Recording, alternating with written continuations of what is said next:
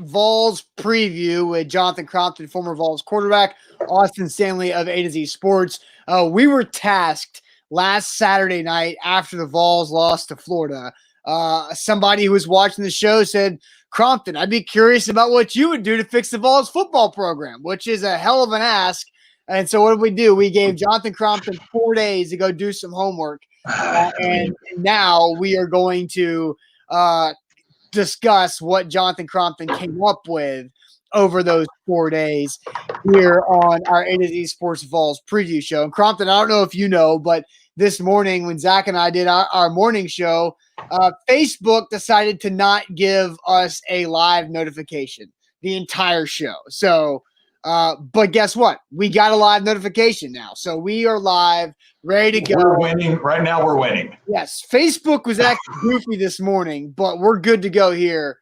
Buckethead says that black jersey is beautiful. At the end of change it up for you guys. At the end of this preview, after we talk about your ideas to fix the program, I want to hear the story from you about the black jersey South Carolina game. I don't know what you're talking about. What are you talking about? What jersey?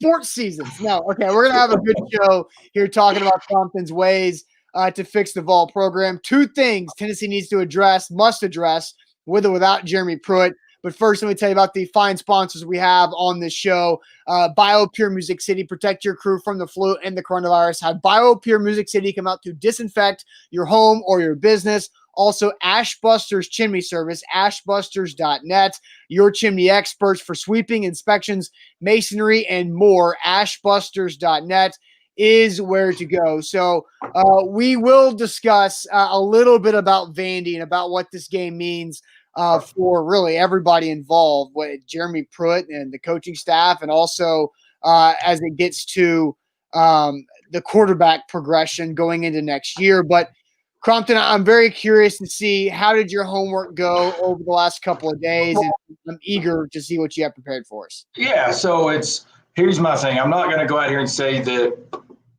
I've got first off, if anybody had the magic touch, I promise you it would have already been done by now, right? But my thing is what I'm going to speak on is just the true brutal facts. And it's a very unfortunate situation and an unfortunate deal, because this is just the bottom line of where the program is and the program that I love. And that, I mean, hell, if I didn't, I wouldn't have the jerseys that where I have them, and flaunting it the way that I do, in the sense of I'm proud to have done what I did there, right? I'm not going to come out here with head coaching suggestions, because if I were paid to do that, then that's a whole different ballgame. We all know a couple people that everybody would like, but at the end of the day, I've got some suggestions that can possibly help down the road, but not necessarily in just point blank, this guy type stuff. But, it's the brutal reality at this moment is we got to change something. The definition of an insanity is doing the same thing over and over and expecting a different result. So something does need to change. And what that aspect is, I'm going to give my take on where I think we could start. Right. And Charles Hardaway says that the Vols are losing commitments every hour. I mean, it's not quite every hour, but yeah, there are some. I believe 4 have decommitted. Rob brings up that the recruiting class is falling apart. Hudson Wolf, the latest to decommit from Tennessee. Now, I did hear Austin Price of VolQuest.com saying something about how Tennessee is looking to create extra room in this recruiting class to get one-time transfers that are veteran guys that have played in college football before that can come help this team immediately. But what we don't know is Hudson Wolf or this specific recruit or that specific recruit decommitting for that reason. We don't know that, but Vol fan Greg Sankey's making some announcement today at 5 Central, 6 Eastern, and we don't know exactly what that is. But all right, Crompton, I will hand it over to you. Okay. I just want to touch real quick on what you said about possibly hypothetically making room for these transfers. At the end of the day, man, you have to have transfers down the line to, build a program. But at the end of the day, that's not where your sole base of your program is. You need these kids in freshman through senior year or JUCO to senior year to build the right way, not just going to get a 1-year guy each year. Right. That's this isn't Duke basketball. You know what I mean? Where you can do that and you only play 5 guys and you say, hey, I got 5 All-Americans on the court. We're going to win some games because they're just more athletic. That's a whole different ballgame. Mm-hmm. But so I just want to touch on that real quick. But so my thing is I got 2 major points. One is the quarterback developmental issues, right? And I say that meaning I know that since I'm a quarterback, everybody assumed I'd start that way. That's just the bottom line of where we're at, right? And this is not a slight on any of these kids as an individual. This is a slight on the quarterback development that has been happening by the coaching staff, okay? Right here. We are 13th in the SEC in passing. Dude, JT Daniels is 4 positions behind us, okay? JT Daniels has played in 2 or 3 games, and he is only 4 positions behind our leading passer. That is not good enough. What are we doing that we're not developing these guys? If you go back and watch last week's game, I did like what I saw from Bailey, but at the same time, I want to see a little more gunslinger mentality. Dude, you threw for over 10,000 yards in high school. You have that in you. Mm. You know what I mean? That's just the bottom line. You have that ability to do it. It has been proven that you have that ability to do it because Georgia high school ball is no slouch. Right.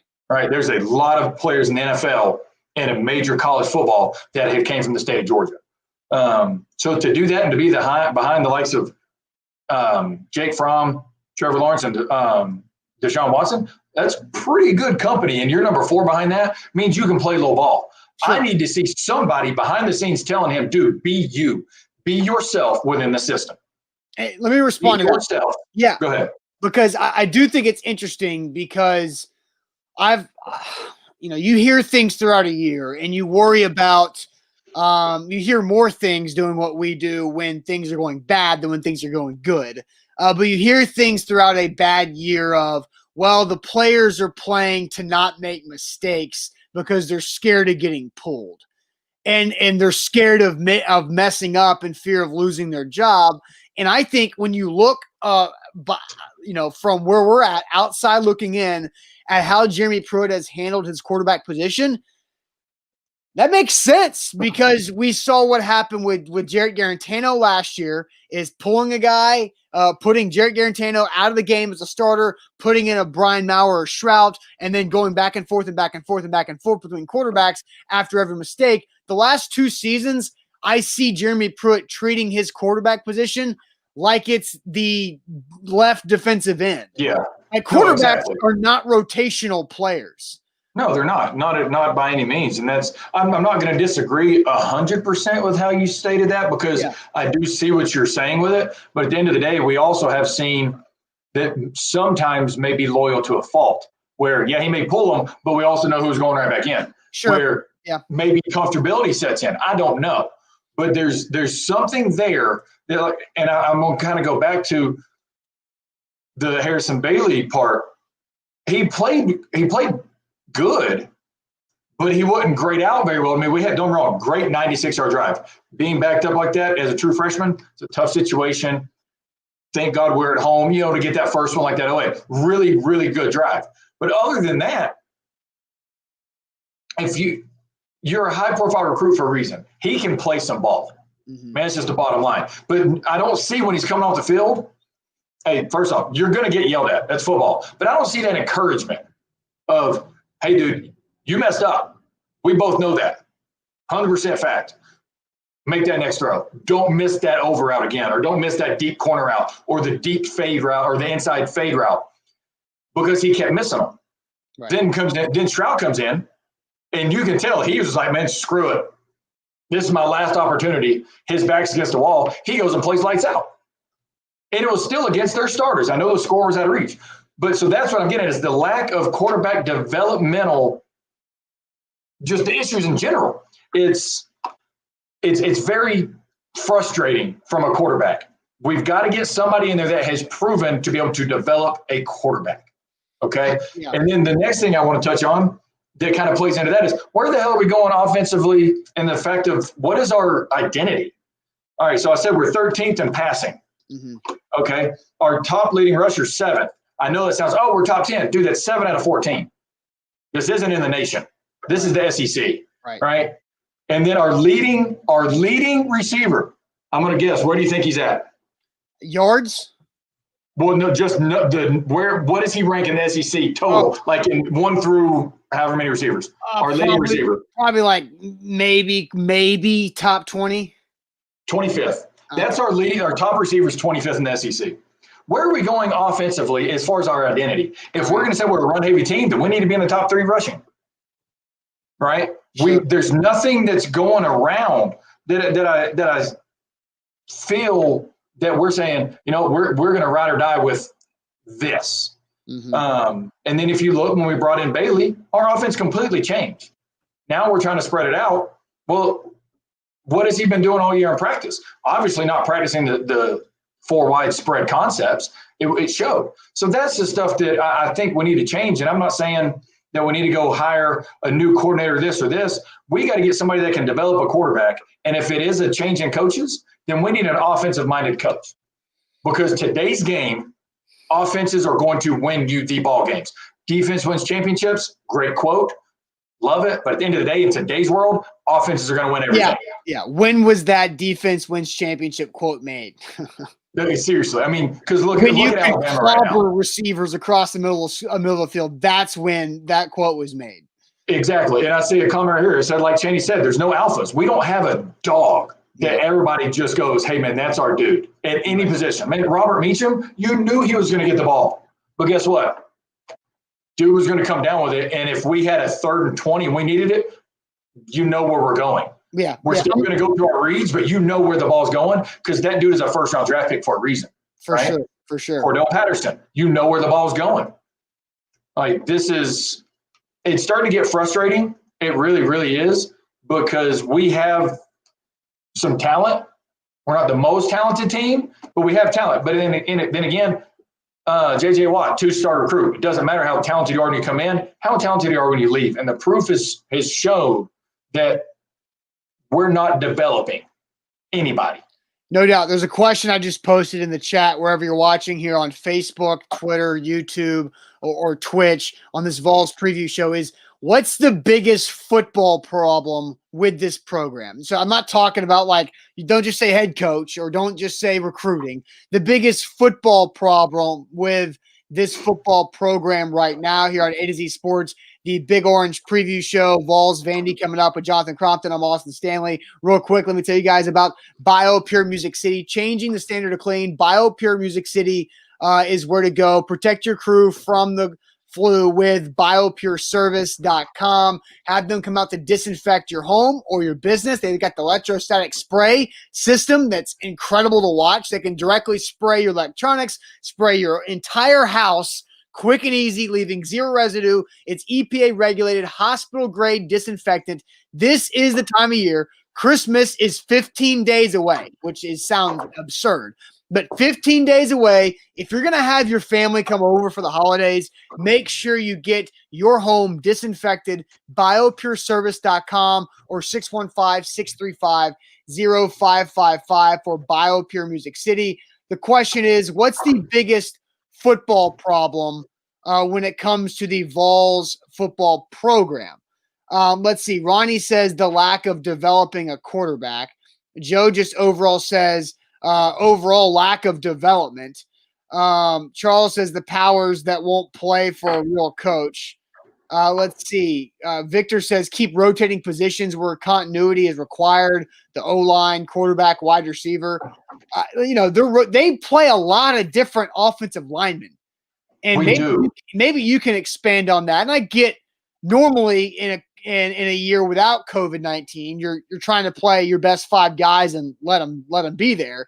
But it seems like every other drive they're rotating their tackles, their guards. They're bringing it like Wanye Morris wore number 23 against Florida, so he was an extra tight end.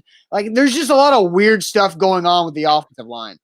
There are, and that's a pretty valid point. I've stated this early in the year. Why do you start against Georgia? Cade Mays starts at guard. Second half, he goes to tackle. We give up a freaking sack fumble the first freaking drive on the right tackle. You're You're a left tackle for a reason for a right-handed quarterback. You're the second highest paid player on the team typically because you protect the most important player on the team's blind side. Yeah. So why are you going to take that person and move them away? Same thing with guards. Guards are built differently than tackles, right? The only time that Cade should be playing tackle is if it's like, dude, it is a desperate time. He is our emergency tackle. We have somebody that can fill in a guard. Mm-hmm. He's been playing tackle pretty decent amount this year. You know, if you watch this past game, we rotated centers. Did you notice that? We rotated centers like every couple drives. Like 2 or 3 drives. Like, why? Yeah, Cooper Mays got the rotating centers. Right. Yeah. It's well, Brandon Kennedy was out because of COVID, so that created. I get that. But then the guy that wins a job in practice goes until he is either that bad or he gets hurt or something. Don't keep rotating. I've been a part of an offensive line that rotated like literally every play, and these guys were legit good. And I can tell you, when we played in the Rose Bowl, the 4th play of the game, I had my left tackle look at me and go, Crump, when I go to the right side, you're screwed because I'm a left tackle for a reason. Yeah. Like he's a left tackle. And by God, he played in the NFL for a long time at left tackle. You know what I'm saying? Like, that's the stuff. You don't mess with them just like you don't mess with a quarterback unless a desperate time calls for, obviously. Yeah. That's my opinion. That's good. No, it's good. So the question is, I'll get back to some more comments here in a second. What is the biggest football problem when it comes to the football program? And Evan says no identity, horrific coaching. Dustin says player development has to be the biggest problem in his opinion.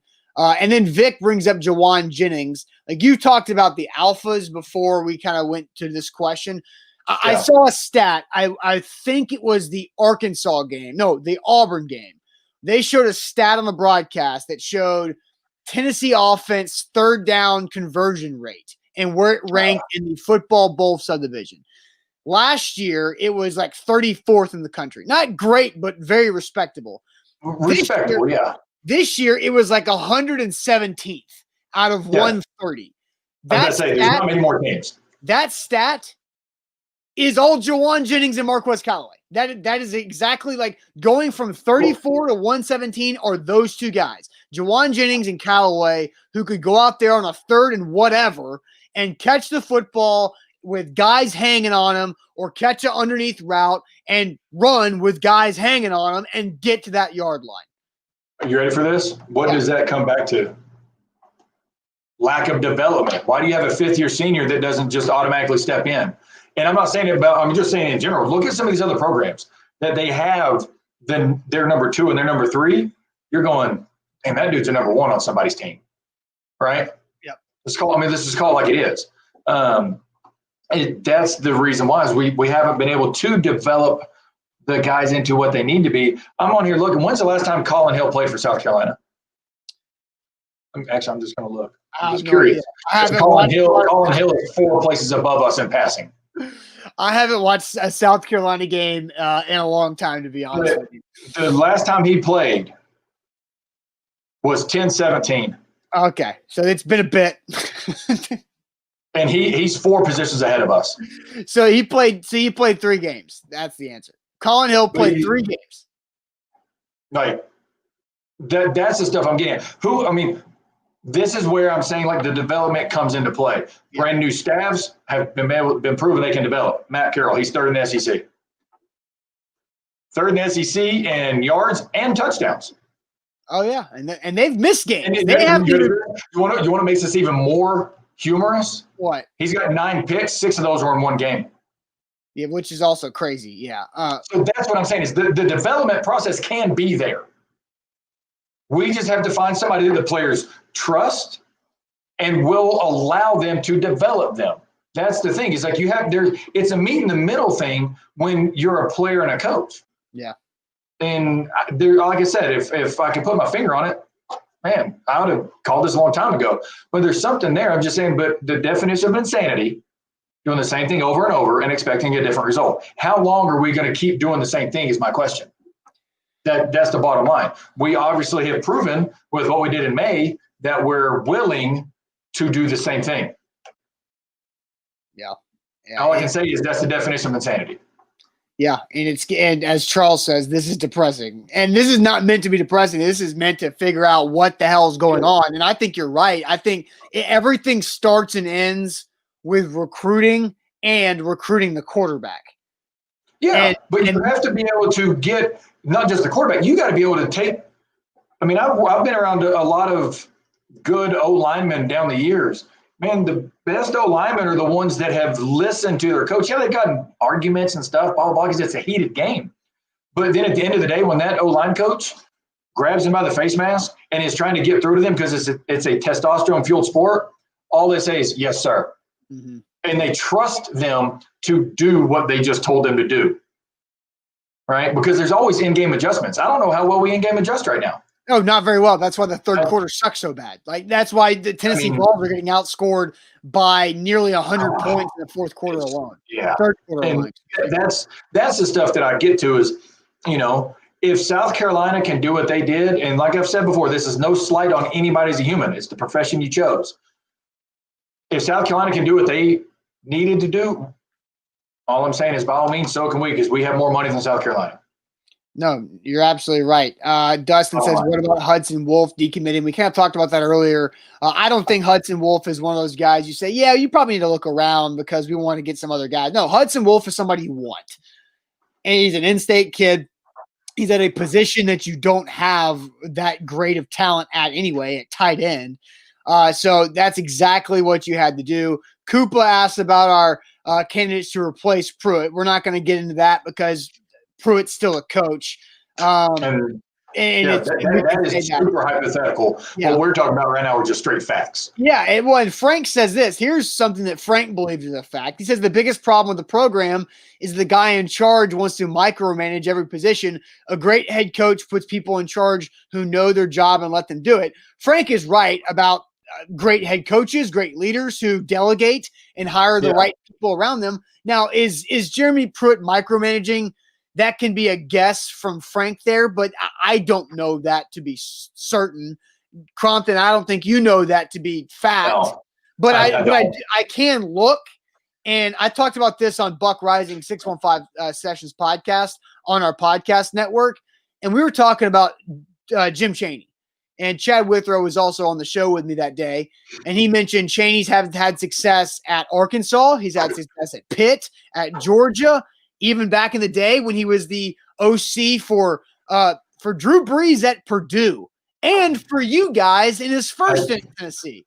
He's had. I'm going to keep quiet on this subject because I have a little too much inside info on that subject. That's fine. No. And I say that meaning you're right. Okay. That's what I'm going to say. Because here's everything I'm looking at.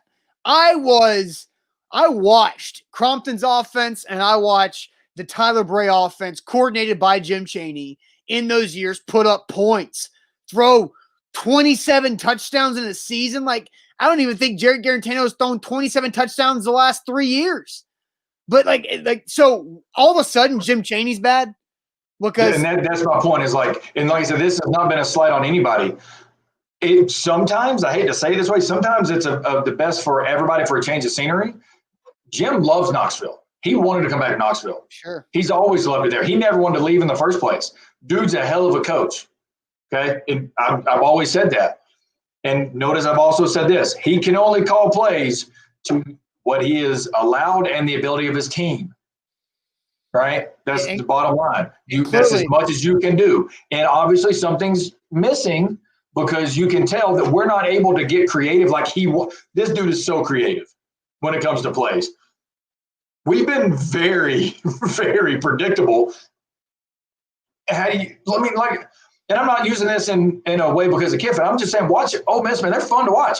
They do some random stuff because they're going to keep you on your toes, on your heels. Sorry, and that's what Chaney's so good at. But it's like something's there holding them back from not being able to do it. The best coach I've ever been around from the micromanaging standpoint is Belichick. Okay. Belichick is the ultimate, quote unquote, mastermind. Dude's nuts, all this stuff, right? The best coach in the history of football, right? Here's the thing: he is what he micromanages is he's the first one in the building, he's the last one to leave. Hell, half time he doesn't even leave, and he's going to watch when you come in. He's going to quiz you during the team meetings, and then coordinators take over, right? But the thing the reason why they work so well, the reason why they work, and I know this is a different level, is the captains on offense run the meetings on day 3 after practice, or day 2, after practice. And they hold a meeting on that team. Defense does the same thing with the captains. The coaches are not in there. So they put it on the players to have a responsibility to actually study and game plan. And then so everybody thinks that he's so micromanaging. No, he actually gives a lot of leeway, but if you mess up, he's going to reel you in real fast. Sure. Like really fast. But and that's the stuff is there's got to be trust involved. And I don't know if there's not. I have no idea because I'm not in those doors or in that building. But there's something that is not right, and it doesn't look like they're having fun, which that sucks. Because, man, this is one of the most fun sports in the world. You want these kids, keyword kids, to be having fun. Yeah. I think Rob says, oh, God, it's like the class in Kindergarten Cop.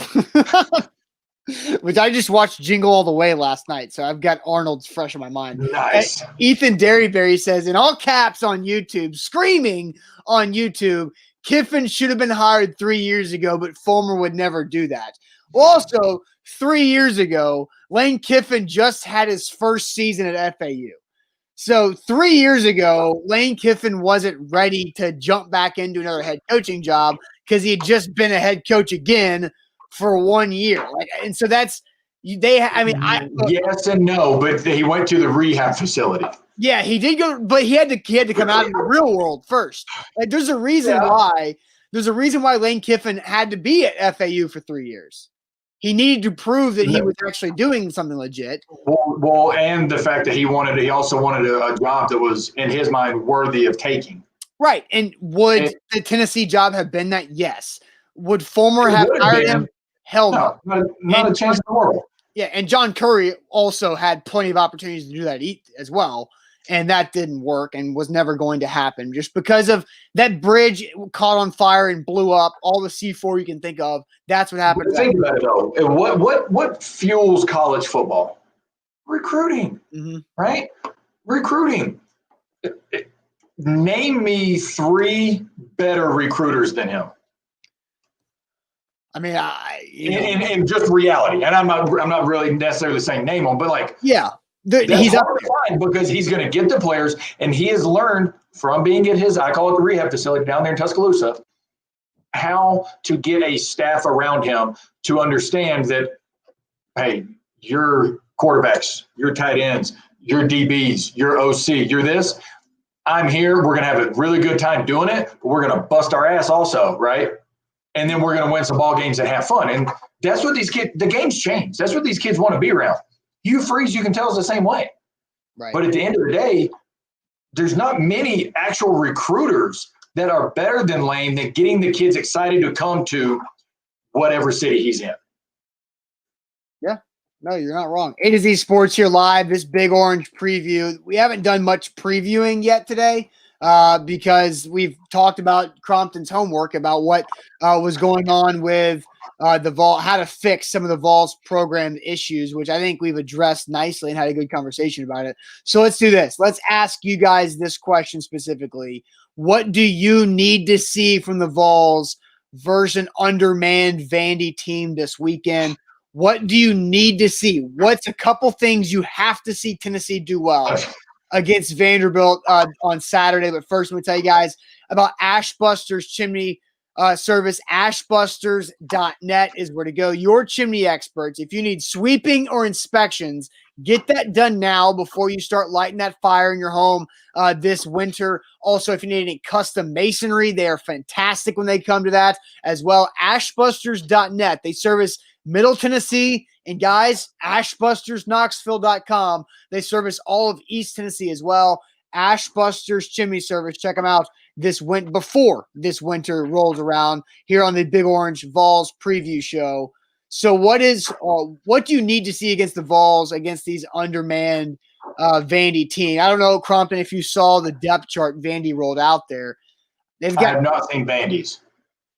They've got 45 scholarship players right now. It is an absolute mess over at Vanderbilt. Let's give Vanderbilt credit, in all honesty, for still saying we're willing to do this. And I say that in all sincerity because in the crazy year that we've been in, Vanderbilt does seem like a team that said we're going to dig our heels in the ground. No, we know we're not going to win maybe one game, and still fighting to go do that. So, I mean, in all honesty, kudos to them for even giving a depth chart with only 45 players. Kudos to the guys that are left. The 45 guys that are left. A bunch of guys have opted out preseason. They had a transfer issue even before the COVID impact happened. So they have been leaking scholarship players for months now. So what do you need to see from the Tennessee Vols against Vandy and this undermanned team? I'm going to read some comments because I think we've got some good ones. Brent says it. I'd have to think if they lose to Vandy, then Pruitt will be fired after early signing day. I don't necessarily disagree with that situation. I don't think it's likely to happen. Koopa says 35-plus points and pitch a shutout. Zach Goodman says another L, which is funny. Chief Franco says control the line of scrimmage. Mark says more play action pass. Trevor says lose so they can fire Pruitt. There it is. Wow. There's the first. I was waiting on somebody. I've been thinking about this for a couple weeks because the Vandy game was supposed to be 2 weeks ago, and I was wondering, is there going to be somebody who is rooting against the Vols so they can fire Pruitt? And there's Trevor right there on YouTube. Ethan Evans says offensive creativity. Would love to see 300 passing yards, but it won't happen. Vic says completely dominate with a quick start, never let up. Trevor then says they could beat Vandy by 1,000 and it wouldn't change his mind on Pruitt. And I honestly kind of agree. I absolutely agree with Trevor. Them winning this game does not change how I feel about Jeremy Pruitt. Trevor's not wrong. If they lose to Vandy, he's got to go ASAP. And I actually talked about this yesterday on our show, Compton. Tennessee has the benefit of playing a game against Texas A&M after the early signing period starts. So you can get your guys locked up and signed, then play a game against A&M on the 19th, then fire Pruitt on the 20th, and justify the firing after the signings happen because the season wasn't over yet. Here's the thing. No, you're right. Two ways to go about this. If you're an early signing period kid, don't sign yet. It's that simple. Just don't do it. You know what I mean? Yeah. Wait until after that last game. That's the smart thing to do, unless unless it's solidified somewhere. You know what I mean? But for us, and it's a kind of a toss-up, why would you sign right now? In all honesty, because then if it's a coach that you want to play for, blah, blah, blah, then you're going to have to go file a waiver to get out of it and all this. It's a hassle. Just don't sign. Yeah. Wait until after. There's nothing wrong with waiting until February. Unless you're absolutely in love with the program, and that's where you're going to go. Oh, exactly. Yeah. No, exactly. But if you're a kid that is, coach dependent, so to speak, wait. It's not that hard. But for anybody that does, I mean, good for them, obviously, because that means that they love the program. But I'm sitting here looking. I mean, the thing I got to see not necessarily 300 yards or 40 points or this or that. I want to see us get better from start to finish. I want to see us be able to sustain drives and stop having 3-and-outs against a lesser, very undermanned Vanderbilt team. If we have more than 2 3-and-outs, I'm very disappointed because we shouldn't. And if you look at it, Vanderbilt's had 1 defensive interception all year. Do not turn this ball over. That's the stuff that I want to see. I don't care about the score. I don't care as long as we win the ball game and I see that we have held the ball and we've sustained drives and we took care of the ball and made proper reads at the quarterback position and we've made a stride, then I'm okay with this game. But if we go out there and we do what we've been doing and go 3-and-out and have a horrible third down percentage, I'm going to continue to be upset. Yeah. I don't disagree with that. They have to dominate this game in everything. They have to. There's no excuse. They're playing a 45 scholarship roster. That a lot. I heard Chris Lee, who covers Vandy Sports for VandySports.com, saying you could field a better defense with the guys who opted out than the guys who are still there.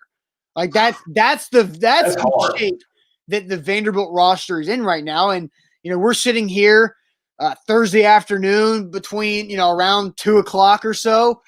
I don't even know if the game's going to happen at this point. Like there's still an opportunity.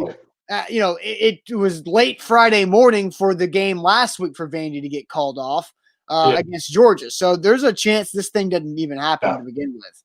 So it could get ugly. No, and that's 100% true. And it could, but at the end of the day, I'm expecting to score points. That's why I'm not saying I have to see it, right? I'm expecting this to be like a spring game type because of Vanderbilt's so undermanned. It's not taken away from their players. They just don't have the depth right now at all. Right. So that's the stuff we've got to have better third quarter play. Just all around. Stuff like that's what I'm looking at. I would like to see some creativity on offense, but at the end of the day, kind of going back what you said, nothing's going to change your mind. So we said last week or the week before, it's going to be real. No matter who you are, this is a hole that is going to be very hard to dig yourself out of. It's just the bottom line. And it sucks because nobody wants to see anybody lose their job. It's not fun. I don't care how much money you're getting paid to leave. It helps.